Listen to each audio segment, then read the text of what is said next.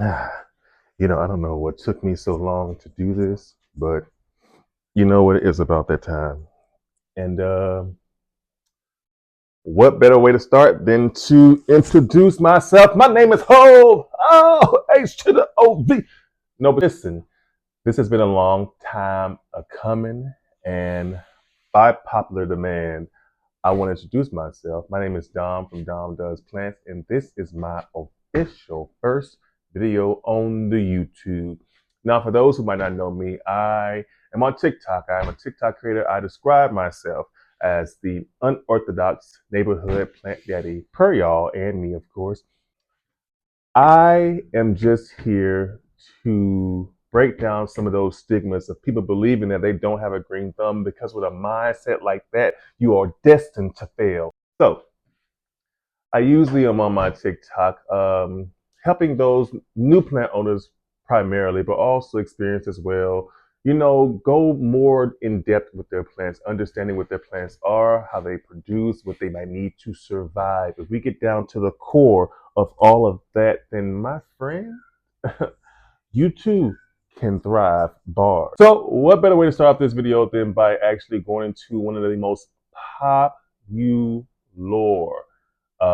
videos that I have on my page, or essentially topics in general, is ashy plants. Listen, because I shake when I start talking about this. Nobody likes ashy plants. I said it. Oh my God. Yeah, I said it. I said it. Nobody likes ashy plants. Nobody wants to come to your home and see a plant going through it in the corner because you decide to just walk on by and not attain to that plant. Shame. Shame. Shame. Shame. Shame. Shame, shame, shame. Shame on you. Shame. I don't think most of y'all understand that when you become a plant owner, we get all these mothers in here. You are now an avatar. You, right there. It is your job now to provide everything your plant might need and might already have when it's outdoors or in the natural surroundings. So, with that being said, you need to be the water, the light, and the wind beneath your plant's wings so it can prosper into a new. If not, that thing's gonna die in front of your face. Then what you gonna do? Bars. Stop playing with me. No point in having a plant just for mere aesthetic. Okay, you see all these behind me? You see all these right here? These are lush and lively because I take care of my plants. I assure that they have everything they need. That, I feel like a news reporter. That, no, it's like more like 2020. That, my friend, is exactly what you need. No, Nancy Grace. That, my friend, is exactly what you need to become that said green thumb. We'll be right back.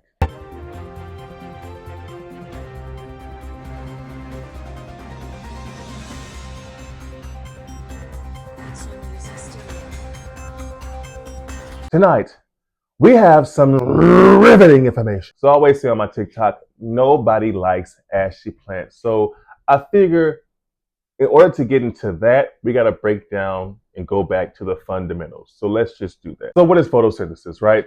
Here we go. I'm breaking it down for you. So follow me now. Dust on leaves can block the sunlight, which in turn blocks the ability for your plant to photosynthesize. Follow along. I'm going to get a little deeper. Now, photosynthesis is the process in which plants, right, convert sunlight and carbon into energy, which they use for water absorption and creating oxygen. Is that when you have any kind of layer of dirt, dandruff, your hair, cat hair, dog hair, they hair, everywhere, all on your plant, you are now having a sunblock.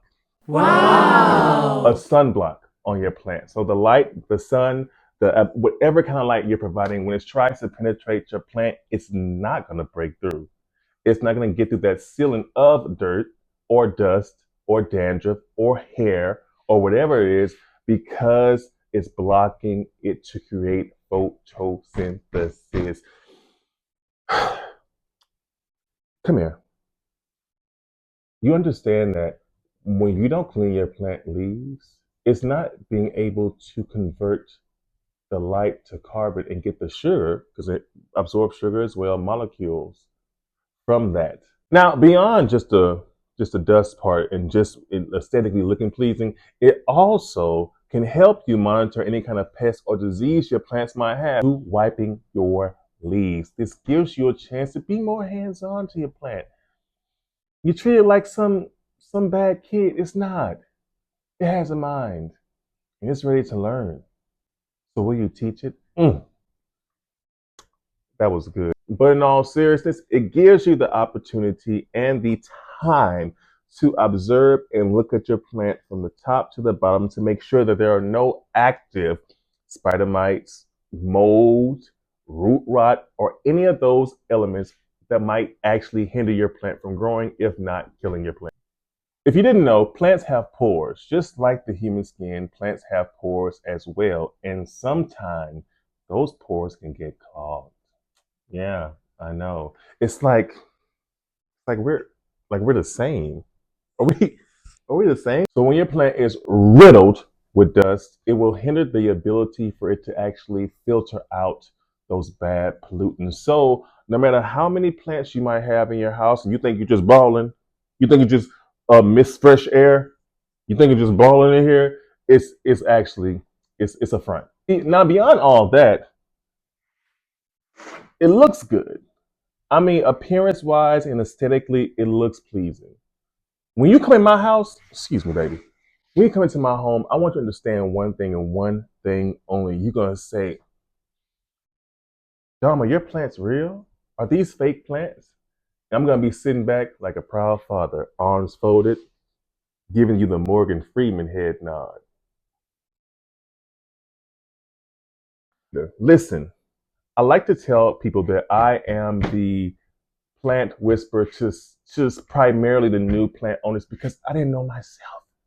I didn't know. When I would get on YouTube or any other social media outlet and I would try to find out anything I need to know for plants, I would come across these very knowledgeable plant owners who would throw at me for names and these types of soil and the name of the plant and where the plant comes from. And I need this and it has fertilizer. You got to feed the plant. Blah, blah, blah, blah. Ow! And you know what that made me do? That made me say, I don't think I want to do this no more. I think I think I think I'm good on that because the the intimidation to understand exactly what those words meant in that real time was just even when I first started my TikTok page, I came across plenty of knowledgeable plant owners who might have more of an extensive, in-depth concept of plants than I used to get very intimidated because I consider myself a peer. But then I realized that's me projecting.